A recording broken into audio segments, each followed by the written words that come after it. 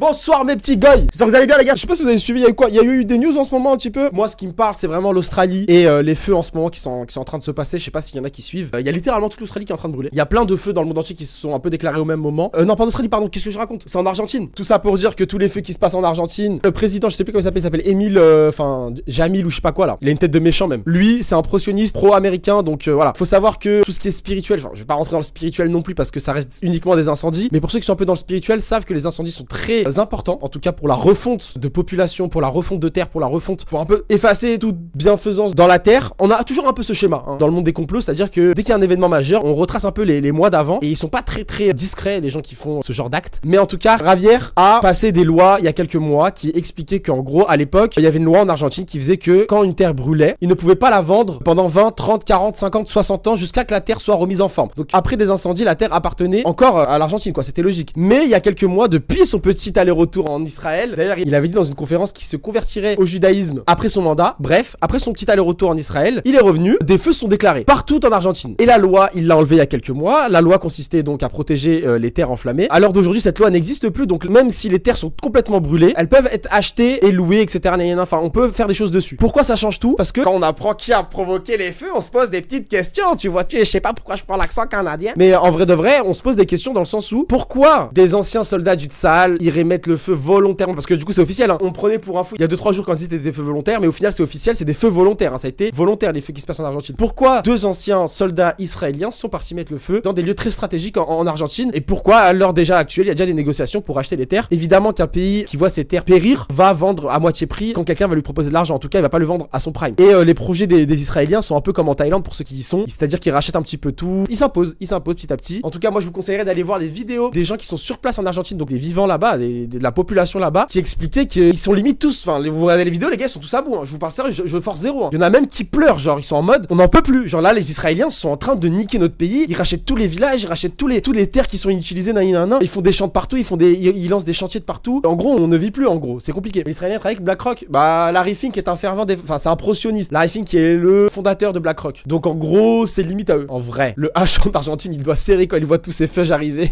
Il y a que dans mon chat que ça peut parler des choses comme ça normalement sans se faire ban. C'est incroyable. Et oui, je pense que tous les anciens N-word, et je parle pas des Renoirs, c'est bien compris, tous les NZ-word qui sont réfugiés dans l'Amérique latine, là ils doivent serrer. Là ils doivent serrer de Javier ce qu'il est en train de faire. Pareil, je voulais revenir sur une petite technique de manipulation que j'ai remarqué. Bon, une manipulation. Je me permets d'émettre des théories sur des médias, mais que vous pouvez faire attention. Et pareil, je pense que vous l'avez remarqué. En fait, en général, les médias, parce que tout à l'heure je tombe sur un tweet de Serfia. Et donc Serfia qui tweet, bon déjà Serfia qu'il faut pas suivre du tout, on est d'accord, ça s'est fait racheter. Bon, tout le monde le sait, mais j'ai l'impression que Twitter ils s'en mettent un peu les couilles, ils le suivent quand même. Bon, bref, tout ça pour dire que ils mettent un tweet où ils disent Olivia, je sais plus quoi, je connais plus son nom. Bref, c'est une des premières femmes noires qui a refusé de donner sa place dans le métro, dans le bus, pardon, qui a inspiré carrément Rosa Parks, etc. Bref, une grande dame en gros. Et elle est morte aujourd'hui, je crois, paix à son âme. Bref, c'est pas le plus important. Le plus important, elle était très vieille, etc. Bref, le plus important, c'est dans le tweet de Serfia, l'image et dans les médias en général, l'image qu'ils utilisent pour illustrer cette personne. Donc c'est une personne noire et ils la mettent en noir et blanc. Je vais pas faire de vanne ou je sais pas quoi, c'est surtout dans le sens où ça rentre dans l'inconscient des gens. En mode, tu vois le tweet, tu vois ça, tu vois l'image en noir et blanc et dans ta tête, enfin, tu te dis pas ça, mais dans le subconscient, tu te dis ah mais ça date à mort en fait. Genre ça date à mort. Moi je regarde la photo, je me dis ça date de au moins 1850. N'oubliez pas les gars que la fin de l'esclavagiste c'est 50-60, c'est les années 50-60 les gars. C'est beaucoup plus récent que ce qu'on croit et il existe déjà des images de ces gens-là en couleur. Donc Olivia, Rosa Parks, même Martin Luther King, etc. Tous ces gens-là ont des photos aux couleurs. La couleur existait déjà à l'époque où ils se sont battus pour le droit des noirs. Et là où c'est vicieux par rapport aux médias et la manipulation que je suis en train de vous expliquer, c'est que ils mettent des images d'illustration et ils les mettent en noir et blanc exprès pour que quand tu regardes la news, tu te dises ok mais ça date donc c'est pas si grave Vous voyez ce que je veux dire ou pas? Mais voilà, je me suis fait la réflexion tout à l'heure. Tu vois ce que je veux dire KN? C'est trop vicieux parce que faites vos recherches hein. C'est trop facile de dire ça mais vraiment les photos qu'ils utilisent pour Martin Luther King, pour Rosa Parks, etc. C'est que des photos en noir et blanc et vous tapez sur internet leur nom, prénom, je vous jure les gars, il y a les mêmes photos en couleur. En gros ça existe quoi. Classement pays les plus oh mais Rasco, tu sais tellement bien Clip Farm. Oui, pas de souci. Top des pays qui sont le plus sous influence israélienne. Alors, tout d'abord, moi je préfère dire infiltré. By the way. On va commencer le top 5 du coup. Pour moi top 5, je mettrai, je pense, Canada. Canada qui est, malgré qu'on les entend pas trop, hyper très bien ancré dans l'idéologie israélienne. Quatrième, j'hésite entre Australie. On va mettre l'Australie pour l'instant en quatrième. Parce que très fort, parce que on connaît l'influence d'Israël en Australie. C'est dingue. Ensuite, top 3, Angleterre pour moi, qui s'est tapé très fort avec le top 2. Mais malheureusement, depuis 5 ans, je trouve que la France les dépasse. Et pour moi, top 2, 2, France. Top 1, je pense que tout le monde l'avait. États-Unis, évidemment. J'ai jamais vu ça en fait. En fait, j'ai jamais vu ça en fait. C'est juste ça à dire. Pour moi, le top 5 se résumerait à ça. Ouais, la Suisse, ça peut aussi, mais c'est un classement où Israël a le plus d'influence dans. Enfin, qui s'est plus infiltré en gros. Donc voilà, pour moi, je dirais ça. Après, gros SO à l'Allemagne. Évidemment, l'Allemagne, c'est très très fort dans l'infiltration. Enfin, dans l'infiltration israélienne. Mais États-Unis, top 1, top 2, France, top 3, Angleterre. Mais on peut switcher France-Angleterre, c'est à débattre en gros. C'est soit États-Unis, Angleterre, France, soit États-Unis, France, Angleterre. Mais comme je dis, en fait, depuis 5 ans, je ressens vraiment. C'est crazy, c'est crazy. Hardisk a fait une vidéo sur Rothschild, je préfère en rire, ce toutou de Guillaume Play. Il m'a saoulé. Hardisk, j'ai rien contre lui, les gars, mais il m'a saoulé dans la vidéo avec Guillaume Play, mon dieu. Oh, mais le larbin, quoi. La serpillière, gratuit comme ça, hein, non. Mais après, besoin de 2 clics, les gars. Vous avez besoin de 2 clics pour aller voir et ils font partie de la même agence, hein, donc c'est pas. Ah non plus, c'est pas étonnant, voilà. Hardisk, je t'aimais bien à l'ancienne, mais il a pas dosé pour son coming goy.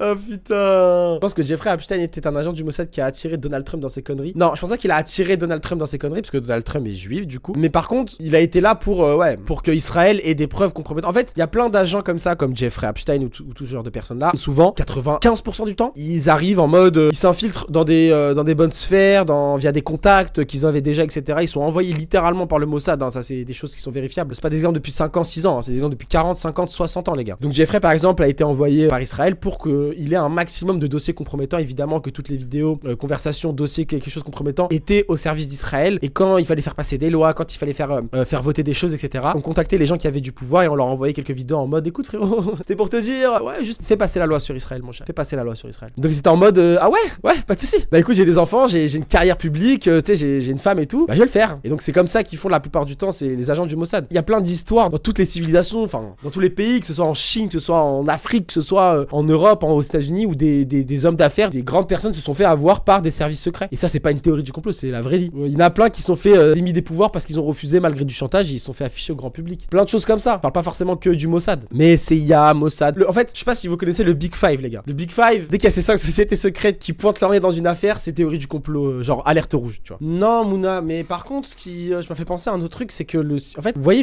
enfin moi je parlais du siècle oublié, du siècle des orphelins pour ceux qui savent. Donc vraiment le siècle où il y a eu plein des centaines de milliers d'orphelins déplacés de région en région, de famille en famille, mis dans des familles de force où on a attribué un nom, etc., une identité. Donc j'ai eu en mode tout ça. Et en fait, il y a eu la même chose, comme je vous avais dit, c'était un peu dans tous les pays. Et ça existait aussi aux États-Unis. Et ça s'appelait, eux, c'était pas des centaines de milliers d'enfants déplacés, etc. C'était la même chose, mais avec des trains. Et donc, pareil, des centaines de milliers d'enfants déplacés, mis en main-d'œuvre de force, etc., utilisés pour l'esclavage, utilisés pour la prostitution, etc. Des enfants à qui on attribue une identité, on attribue une histoire un peu, on attribue même un rôle dans la société, boulanger, artisan, peu importe. J'ai l'impression qu'il y a eu un moment dans l'histoire où toutes les régions ont été coordonnées par rapport à tout ce délire d'enfants. Et ce n'est pas normal d'avoir banalisé ça. Je trouve que c'est un peu un sujet tabou, je sais même en Europe et tout, ce siècle oublié des orphelins. Mais c'est pas normal que ce soit oublié et on devrait avoir la raison sur d'où sortent tous ces enfants, pourquoi avoir mélangé autant de pays dans les enfants, etc. C'est-à-dire que vraiment il y a eu des Asiatiques qui se sont retrouvés en France, des Français qui se sont retrouvés en Angleterre. Enfin, il y a eu un vrai mélange de racines, comme si on voulait troubler la vraie histoire. Vous voyez ce que je veux dire? On prend des enfants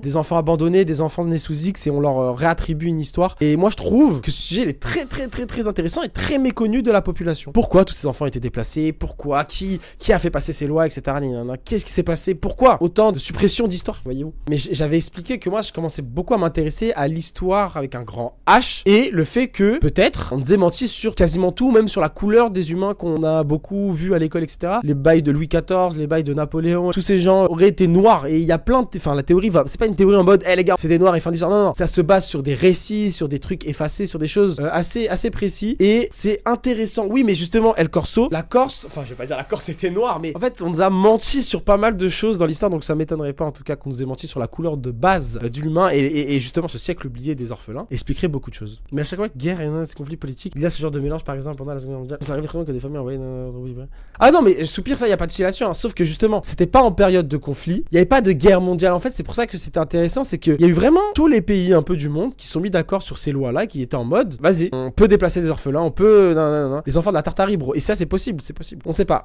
Et c'est pour ça qu'il y a beaucoup de gens où leurs noms sont un peu des trucs banals, tu vois, genre de trucs de cons. Des choses, il faut bien chercher, tu vois très bien que ça existait. Moi, les géants, je sais pas, en fait, moi, je suis musulman et c'est la seule fois où j'ai utilisé la religion. Moi, j'ai grandi avec le fait que, bah, en fait, j'ai jamais eu le truc que ça existe pas, les géants. Parce que même dans le livre, etc., dans le Coran, c'est écrit que, voilà, par exemple, les hommes faisaient 35 mètres, etc. Et ça m'étonnerait pas qu'on ait juste juste rapetissi à travers le temps. Et c'est pour ça que je dis, moi, j'ai jamais eu de doute par rapport aux géants. Et juste quand j'ai grandi, j'étais en mode, ah, donc en fait, c'est pas acté pour tout le monde. Ok, donc je vais faire mes recherches, etc. Et puis je suis un peu rentré dans le délire des gens. Jamais lâché ce truc. Pour moi, ça existait et ça expliquerait beaucoup de choses. Les gens sont petits à cause de la merde. Bah, en fait, il y a une manipulation. Enfin, c'est clair que pour moi, il y a une manipulation. En tout cas, peut-être pas sur la taille. Enfin, peut-être que si. Et en tout cas, c'est lié. Mais sur comment on grandit, quoi. Comment on vit. JQ vient de donner 3 €. C'est cool ta théorie sur les géants. Mais c'est quoi ta théorie sur les nains? Théorie sur les nains. Ah, j'ai trouvé une photo d'une miniature avec une kippa. Ok, je vous le dis. Voilà. Merci beaucoup, je rigole. Hein. Merci beaucoup, JQ. Pour les 3 €. Y a pas de théorie sur les nains. Je ne suis pas Brulux. Être juif, c'est une ethno-religion. On est d'accord. J'étais en cours, on parlait d'un Allemand. J'ai dit, il est juif ou allemand? On m'a regardé bizarrement. Non, c'est pas ça. Un juif, non, il y a des juifs. Attention, je comprends l'amalgame, mais pour le coup, non, ça marche pas parce qu'il y a vraiment des juifs qui sont d'origine genre allemande ou d'origine, je sais pas moi, arabe quoi. Enfin, algérien. Enfin, bon, algérien c'est rare, mais un marocain juif, tu vois. Non, c'est possible. En vrai, c'était un bon petit live en vrai, les gars. Mais bref. Et les gars, j'insiste, mais depuis quelques rediffs sur YouTube, parce que ça reste des rediffs, hein, c'est pas vraiment ma chaîne YouTube, etc. Mais ça reste des rediffs. En fait, ça me fait manger de l'argent. Donc, merci à tous ceux qui font ça, qui vont donner de la force à ma chaîne YouTube. Merci énormément. Surtout les rediffs sont vraiment beaucoup boycottés, etc. Et depuis, j'ai la monétisation sur YouTube, je demande de la force, donc des likes, tout ça. Vous pouvez même booster ma chaîne, ceux qui veulent, vous allez dans les commentaires. Faites un petit slide sur la droite et vous boostez ma chaîne. Et ça me régale parce que ça me fait découvrir une autre communauté. YouTube, ça n'a aucun rapport. C'est pas du tout des gens de YouTube, c'est pas des gens de TikTok, d'Instagram, etc. Ça n'a aucun lien. Souvent, c'est des papas, c'est des mamans, ça n'a aucun rapport. C'est des gens qui me prennent plus au sérieux. Et donc, ça me fait plaisir quand vous me donnez de la force, vous likez. Merci, je like tout. Merci, Cyborg. Vraiment, ça me fait plaisir. C'est pour ça que je dis merci quand vous voyez passer. N'hésitez pas, les gars, ça donne la force plus que ce que vous pensez. Et donc, là où avant, je postais les rediffs, je postais les fins d'histoire, bah aujourd'hui, je poste une rediff en moins de 24 heures, gros. Elle atteint déjà les plus de 1000 vues. Voilà les commentaires. Ça fait trop plaisir en fait. Je me dis, putain, ça fait. Genre, les gens sont là, genre, en mode, ok. Mais bref, les gars, ça va être une fin de live. Vous connaissez quand je prends cette voix là, c'est que c'est une fin de stream. Merci à tous d'avoir suivi. Allez, bisous, les gars. Bisous, bonne soirée, les gars.